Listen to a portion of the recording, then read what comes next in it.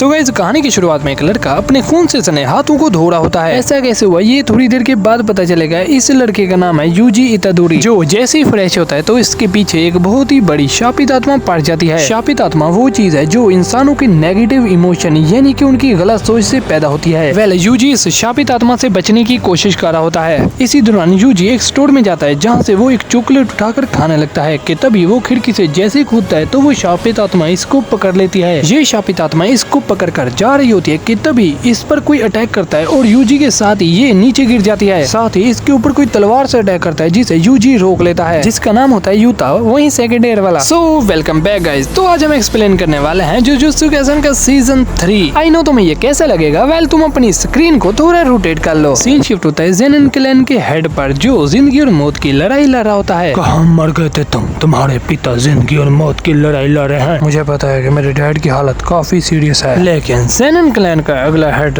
तो मैं ही बनूंगा। अफसोस पापा के छोटे भाई होने के बावजूद भी आप ज़ेनिन क्लैन के अगले हेड नहीं बन पाए। आपकी बेटियां माकी और माही तो दोनों ही रेस से बाहर हैं और चूची तुम्हारी तो शक्ल ही बेकार है। ये सुनकर ये दोनों ही इस पर अटैक कर देते हैं। बस करो यार, अब मेरी जान लोगे क्या? तभी एक बंदा आता है जो कहते हैं अफसोस वे तो सर अब इस दुनिया में नहीं रहे। मरने से पहले उन्होंने एक वसीयत लिखवाई थी। अगर आप सबको इतराज ना हो तो मैं उस वसीयत को पढ़ूं। पहली शर्त यह है कि नोया ज़ेनिन को ज़ेनिन क्लैन का उत्तराधिकारी माना जाए। दूसरी शर्त, मेरी सारी जायदाद जुजुत्सु हाई और गुप्ता खानों की शापित आत्माओं पर अब से नोया ज़ेनिन क्लैन का हक होगा। लेकिन शर्त यह है कि इन शापित आत्माओं का इस्तेमाल करने के लिए ओगी या जुनिची, इन दोनों का राजी होना बहुत जरूरी है। अबे यार ये क्या बोल दिया इन्होंने। और हाँ, एक जरूरी बात, अगर किसी वजह से सातोरू गोजो मर जाता है या वो अपनी सूझबूझ खो देता है तो इस हालात में तोजी फुशिगिरो के साथ किया हुआ समझौता लागू होगा। तोजी फुशिगिरो का बेटा मेगुमी ज़ेनिन क्लैन का हेड बनेगा। साथ ही सभी शापित आत्माओं की शक्तियों का इस्तेमाल भी अब वही करेगा। ये तो बिल्कुल गलत है। इन दोनों भाइयों को लगता है कि ऐसा करने से मुझे मेरा हक नहीं मिलेगा। जरा ये बताओ कि आजकल ये मेगुमी फुशिगिरो रहता कहाँ है? ज्यादा तो नहीं पता, पर मैंने सुना है कि वो यूजी इतादोरी को ढूंढने के लिए गया हुआ है। ये यूजी कौन है? वो सुकुना का वेसल है। अच्छा क्या? तो जाओ उन दोनों बड़े हेड को कह दो कि अब नोया ज़ेनिन सुकुना के वेसल्स को खत्म करने जा रहा है। यूजी के साथ मेगुमी तो होगा ही, दोनों का काम एक साथ तमाम कर दूंगा।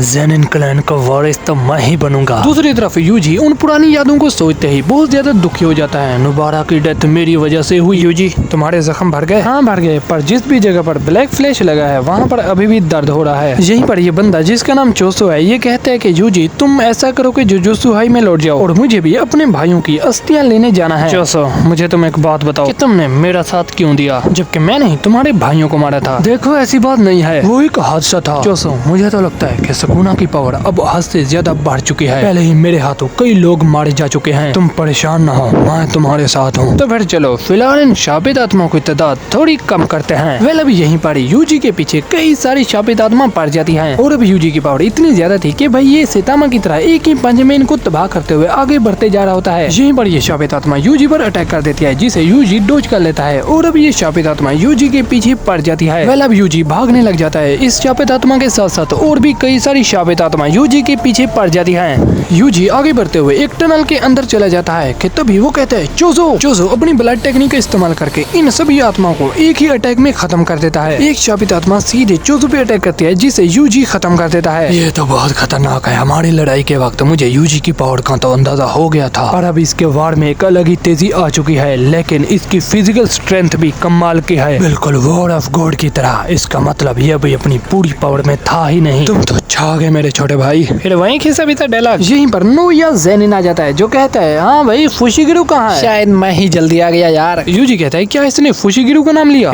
तुम दोनों डर के भागोगे तो नहीं? हम भला भागेंगे क्यों? क्योंकि तुम दोनों को मौत की सजा दी गई है। सातोरू गोजो का साया अब तुम लोगों के ऊपर से उठ चुका है। पर अब ये फुशिगिरो कहाँ है? कहीं मैं तो जल्दी नहीं आ गया? यूजी को याद आता है कि ऐसे कई सारे जादूगर हैं जिनकी जान गोजो सातोरू की मन मर्जी के मुताबिक बख्श दी गई। यूजी पूछता है कि तुम्हें फुशिगिरो से क्या काम है? देखो तुम दोनों जिंदा रहो या मरो मुझे इससे कोई फर्क नहीं पड़ता, पर फुशिगिरो को मारना मेरा मकसद है। ऐसा कहकर ये एक ही पल में यूजी के पीछे आता है और इसको दूर फेंक देता है। चोजो का भी ये हाल बेहाल कर देता है। यहीं पर यूजी इसको पत्थर मारता है जिसे ये डोज कर लेता है। वाह तुम दोनों तो कमाल के हो। स्पीड तो बहुत है, इसकी कोई तो टेक्निक होगी। इस वेसल में तो बहुत जान है, पर इसके साथ ये आदमी कौन है? जो भी हो, मुझे अपनी स्पीड बढ़ानी होगी। यहीं पर इन तीनों को एक अलग ही लेवल का ओरा फील होता है। अरे ये क्या? ये एहसास तो कुछ सतोड़ से भी ज्यादा डरावना है। यूजी का ध्यान उसी सेकंड एड वाले पे जाता है। अरे ये क्या, तुम तो अकेले नहीं हो। वैसे ये बताओ कि तुम दोनों यूजी के क्या लगते हो? इस लड़के का नाम यूता है जो सीधे जमीन पे लैंड करता है। अरे रुको भाई, मैं तुम्हारे साइड ही हूँ। मुझे भी इस यूजी को मारने का हुक्म मिला है। यूजी समझ जाता है कि भाई इन दोनों के इरादे मुझे सही नहीं लगते। फुशिगिरु ने मुझे बताया था कि ये जो यूता है ना, इसकी पावर भी गोजो सतोरु जितना ही है। देख भाई, मैं तेरी साइड ही हूँ, क्यों ना दोनों एक साथ हाथ मिला लें। आपकी तारीफ। देखो, मैं नोया ज़ेनिन हूँ, माँ की मेरी कजन है। तुम फिक्र मत करना, मैं तुम्हारे रास्ते में बिल्कुल नहीं आऊंगा। यूजी चलो यहाँ से निकलते हैं, ये सुनहरे बालों वाला बहुत ज्यादा तेज है। हम दोनों का एक साथ यहाँ से सही सलामत निकलना पॉसिबल नहीं है। क्या तुम इन दोनों को संभाल लोगे?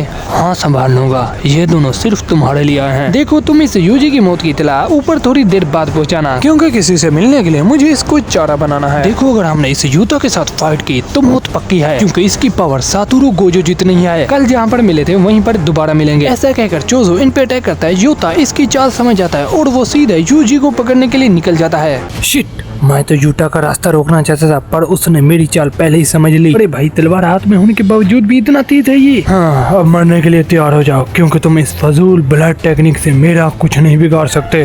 तुम्हें क्या लगता है, जो भी मेरे भाई पे हाथ डालेगा मैं उसे ऐसे ही जाने दूंगा? यहीं पर हमें सीरीज की शुरुआत वाला सीन दिखाया जाता है, जहाँ पर यूता तुजी के ऊपर तलवार रख के खड़ा होता है, पर यूजी यूता के इस अटैक को डोज कर लेता है और अब यूता यूजी पे टूट पड़ता है। यूजी इसके अटैक को डोज कर रहा होता है कि तभी यूता अपनी शापित पावर का इस्तेमाल करके यूजी को नीचे गिरा देता है। हाँ, ये इतना ताकतवर तो नहीं है, पर इसकी शापित ऊर्जा बहुत ज्यादा है और इसका इस्तेमाल करके ये अपनी इस कमजोरी को छुपा रहा है। तो ठीक है गाइस, अगर इस वीडियो पे थोड़ा सा भी अच्छा रिस्पॉन्स मिलता है तो इसका पार्ट 2 बहुत ही ज्यादा बड़ा बनाऊंगा।